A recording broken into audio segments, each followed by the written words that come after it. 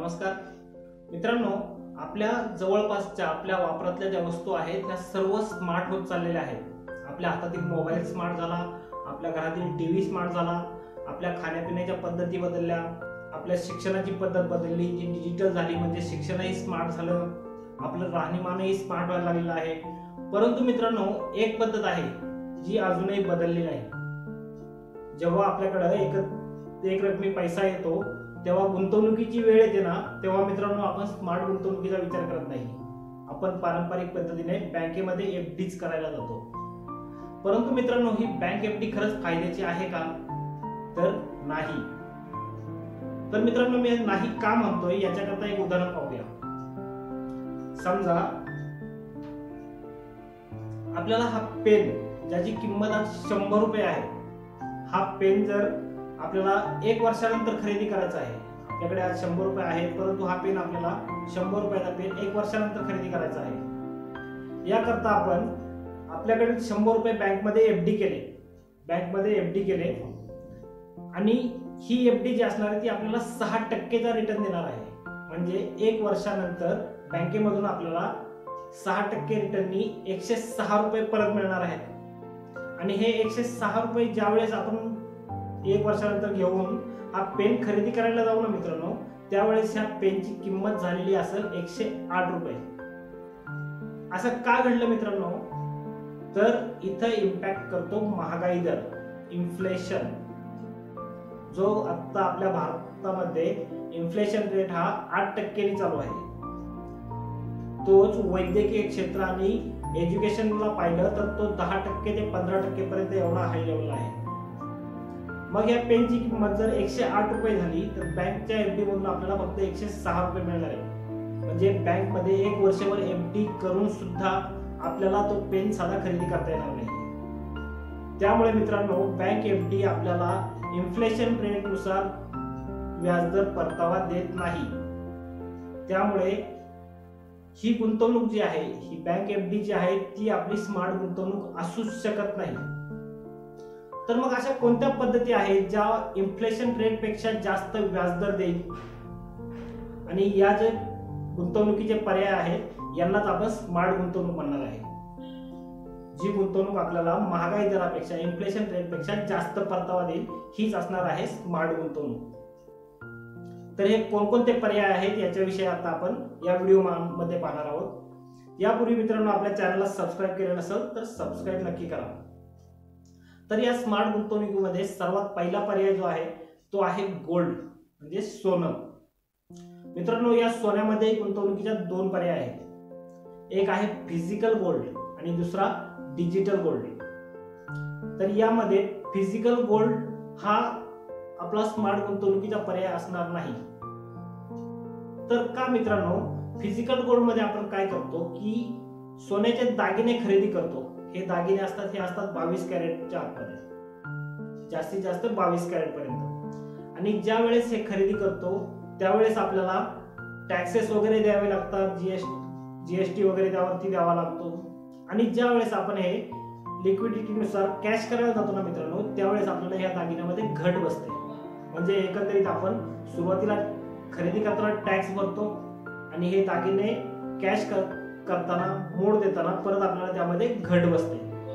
त्यामुळे आपलं तेवढं नुकसान होतं.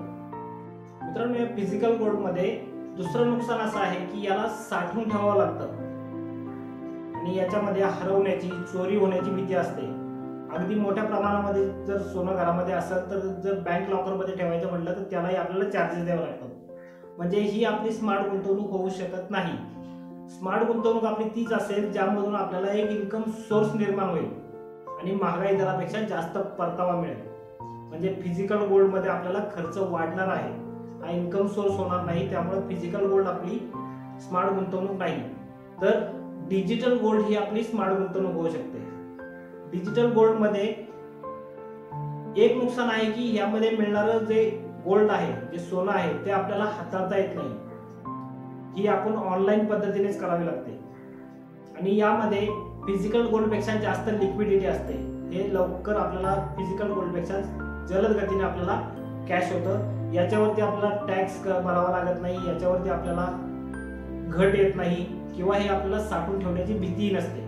त्यामुळे डिजिटल गोल्ड, ज्या पद्धतीने गोल्ड ETF वगैरे आहेत, हे आपल्याला डिजिटल पद्धतीने घेतलेलं गोल्ड हे आपली स्मार्ट गुंतवणूक ठरू शकते. मित्रांनो, यानंतरचा पुढचा आपला स्मार्ट गुंतवणुकीचा पर्याय जो आहे तो आहे प्रॉपर्टी म्हणजे रिअल इस्टेट.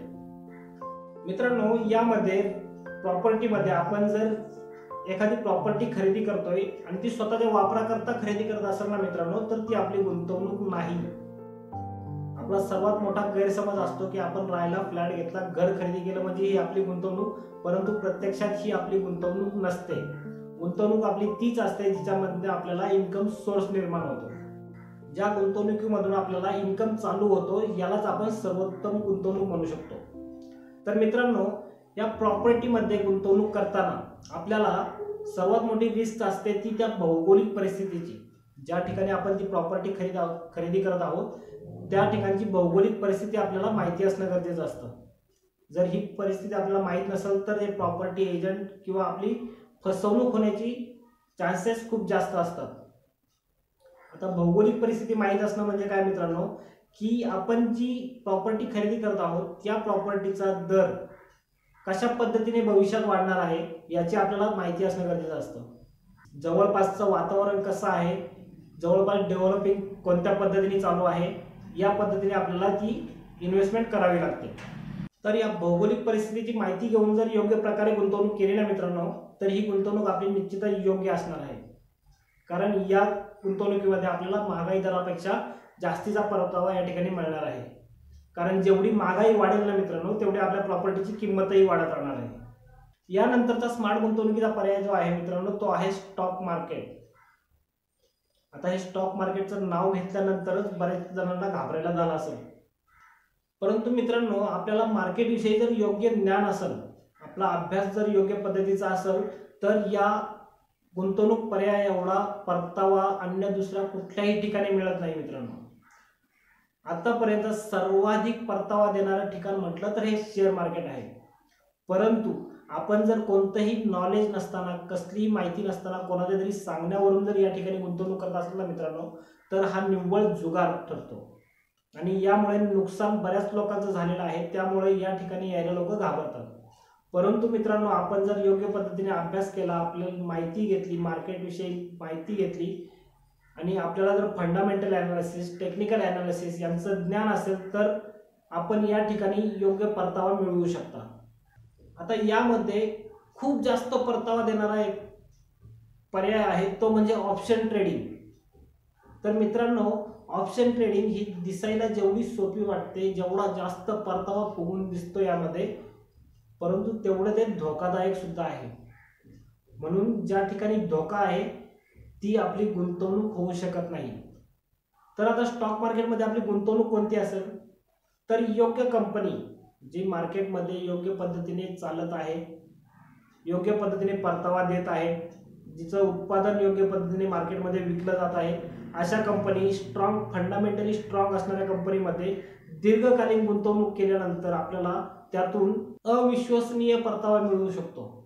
परंतु यामध्ये आपली गुंतवणूक ही दीर्घकालीन असली पाहिजे, म्हणजे लॉंग टर्म मध्ये केलेली गुंतवणूक पाहिजे.